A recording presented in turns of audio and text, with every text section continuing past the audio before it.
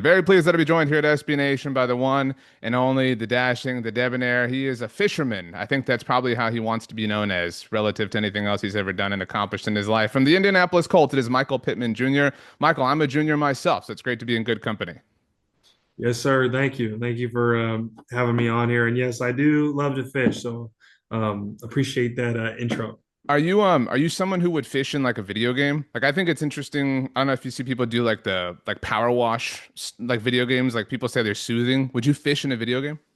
I'm not sure I could do that. I mean, maybe if I'm on a plane or something, but other than that, no. I'd probably just go do the real thing. So I'm taking a flight to Arizona this weekend, and you're someone who flies a lot for your profession, and I imagine personally. So what's your go-to thing? Like, what's the perfect plane ride from an entertainment standpoint? Like, do you download a movie or a book beforehand? Like, what's your thing?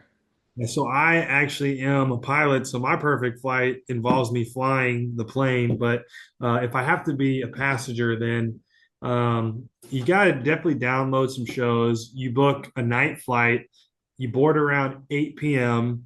And if it's a long flight, then they usually bring out some type of food. You eat the food, you pop some Benadryl, and you go to sleep, and you wake up wherever you're going. But if it's like if it's a shorter flight, I probably download some episodes of Game of Thrones or Landman or Yellowstone and just watch those until I get there. Yeah, well, that was a little bit more expensive than I thought, especially going down the Benadryl route. But you also you got to be careful with what you download. That's always my fear. Like, and you mentioned Game of Thrones. Like, there's some scenes there that people walking up and down the aisle, going to the restroom. Like, you might you just You're invite right. some attention. That's all I'm saying. You're right. Probably not Game of Thrones, and probably just Landman or Yellowstone. They've got their cups of tea as well, but it's not as bad. On the subject of cups of tea, maybe you have some in the airplane or the airport. You mentioned doing a night flight. Maybe you go and brush your teeth. You know what I mean, in the airport before you get on the plane, because you're gonna kind of take a little, not quite full night's rest, but a little nap overnight. And I imagine that among your travel kit is an Oral-B toothbrush. Absolutely. So Oral-B is the official toothbrush of the NFL. And they just came out with their new IO series, which is giving you the perfect clean. What I like most about it is it has a 2 minute timer. So it tells you exactly how long that you need to get that perfect clean, and it's all in one. And when you feel fresh, you play fresh. Yeah, that's an old Deion Sanders ism, or a cousin of it. You know what I mean? Look good, feel good type thing.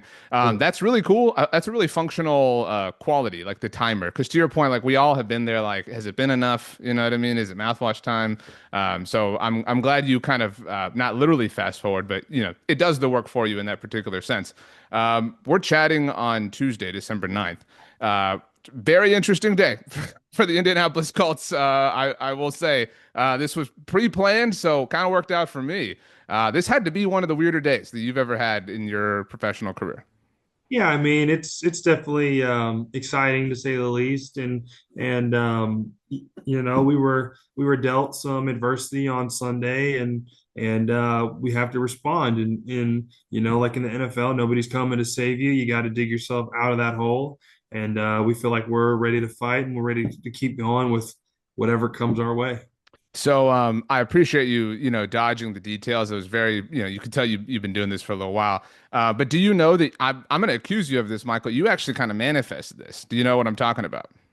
Um, Manifest? Oh no, I don't know. I That's don't know. also a pilot's term. You think that as a pilot you would have known that, but I knew it, so whatever. But that being said, do you know what you tweeted on March 12th, 2024? March 12th, 2024. I cannot remember right now. Well, you should remember the day because it was a big one for you. It was when your extension happened, and I'm late, but it's the first time I'm speaking to you since. So congratulations, belated on the deal. But so Reggie Wayne tweeted, "Congrats to the leader of the room," talking about you. And there was a photo of you two jumping up and down. I'll show you right here on my phone. It's the photo that Reggie Wayne tweeted of you guys jumping and celebrating, and so he was congratulating you on the deal. And then you quoted that and said, "Reg coming out of retirement 2024." So you kind of Yeah. Hold you, on. you were close, that's Yeah. pretty cool. I mean, Yeah. I mean, who's older, Reg or Phillip? I mean, honestly, I think you could ask the average NFL fan and they wouldn't know. You know what I mean? It's yeah. that close. Yeah. This is unique though. This is my last question on Philip, just because you've played with him. You know what I mean? Like that isn't the case for, not that there's real precedent here, but generally in a situation like this, there wouldn't be. Like back in Madden, I remember like Kurt Warner would come out of retirement, and you could put him on different teams. It was so cool. I don't know that Madden could do that with Phillip Rivers right now, but it must be different for you in that fact that you have played with him before. Yeah, I mean, just knowing Phil was instrumental my rookie year and the things that he taught me about being a pro and kind of showed me like what it took to be successful. And those things that he taught me, I've carried throughout my whole career. So it's a full circle moment being able to have him on the team for a second time and so I know that he's fired up. I know that the competitor that he is and the effort that he brings and the leadership um, and like we're ready to roll with whatever we do. So I'm gonna find out the plan tomorrow. So I know as much as you guys. That's cool. So this is going out the day after. It's going out on Thursday. So for the audience, you'll have already found out. So just, keeping everybody sorted. I want to go back a little bit further to your college days at USC because everyone loved you. Do you know your career high in touchdowns as a Trojan? My career high in touchdowns as a Trojan. I don't remember, and I don't want to guess too high because I say something high, you're like, nah, you had like two. So you had five games with multiple touchdowns, with two touchdowns. Okay. And would you 13. Well, I'm talking in a game. Sorry, not across the season. Oh, Sorry, oh, sorry. oh. Yeah. So that's my bad. So you had five games with multiple touchdowns. What would you guess y'all's record was in those games specifically? Where I had multiple Correct. touchdowns. Where Michael Pittman Jr. had multiple touchdowns. I'm going to say that we had to have won most of them. That's technically true, or actually fully true. You were 3-2, and you only lost one of them at home. So once did Michael Pittman Jr. catch multiple touchdowns at the Coliseum and the Trojans lose. And I'm very proud to say, as an Arizona State Sun Devil alumni, that it was against ASU. So I just, I don't get the chance to like rub that in people's face a lot. You know what I mean? I know I like baited you a little bit there, but I kind of had to. Yeah, I mean, you are definitely pulling out the facts on me. That's for sure.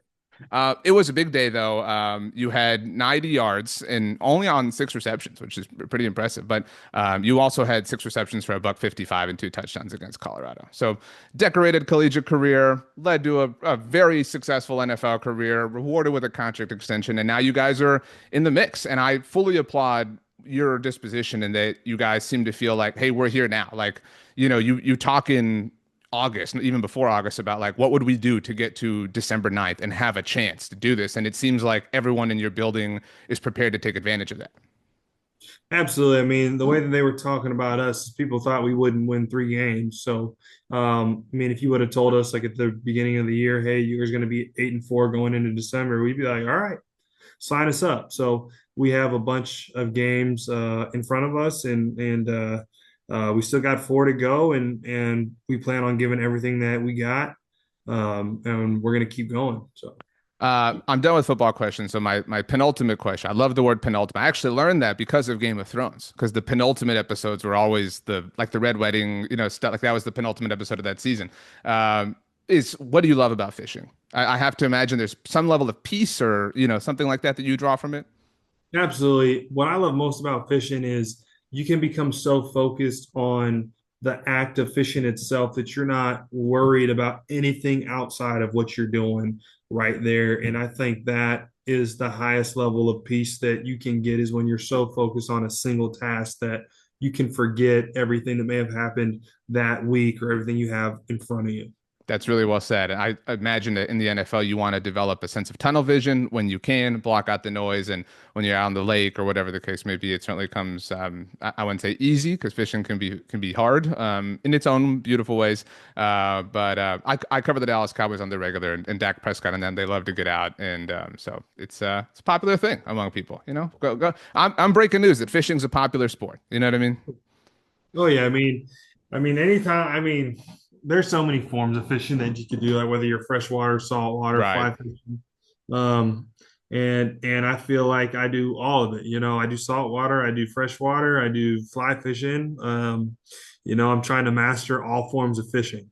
I know you've taken up golf a little bit as well. I would suggest if you haven't yet, get out to Big Cedar in the summer. You can do a lot of fishing, a lot of golfing, just kind of yeah, after you guys win the Super Bowl against the Cowboys, you know what I mean? Like it can all kind of work out that way. But when you do travel, whether you fly yourself or you fly commercial like a loser like me, you will pack your Oral-B. Also, is Blue? Where's Blue? What's up with Blue in Blue's teeth here? Yes, so he got a brand new smile and he's keeping it clean with his new Oral-B IO series toothbrush. It's giving him the perfect clean, and you should see him. He's got the biggest, whitest teeth I've ever seen. I would suggest, if you want my advice, I know I kind of maybe upset you with the Arizona State stuff, which I don't regret. But maybe incorporate Blue in some sort of, I don't know if Oral B's, thought of this, but some sort of celebration after a touchdown, maybe a multi-touchdown game, one you win, and like against the Sun Devils. You run up to Blue, you guys do some sort of teeth brushing thing. That could be the new celebration. Absolutely. I mean, like maybe I'll be able to pull out some giant toothbrush and we'll just start brushing his giant teeth he's got. And maybe do it through the helmet. I think that would be really impressive. That and maybe dangerous, but it would be cool. No, it's an automated toothbrush, so it would do the work for you. Absolutely. Absolutely. I mean, like it gives you the perfect clean at the perfect time. So it would be perfect. Michael Pittman Jr., health and wellness to you. Best of luck, obviously, on the field and off of it. Merry Christmas to you and your family. And again, sorry I'm late and congratulating you on the extension. Thank you so much, RJ. Thank you for having me.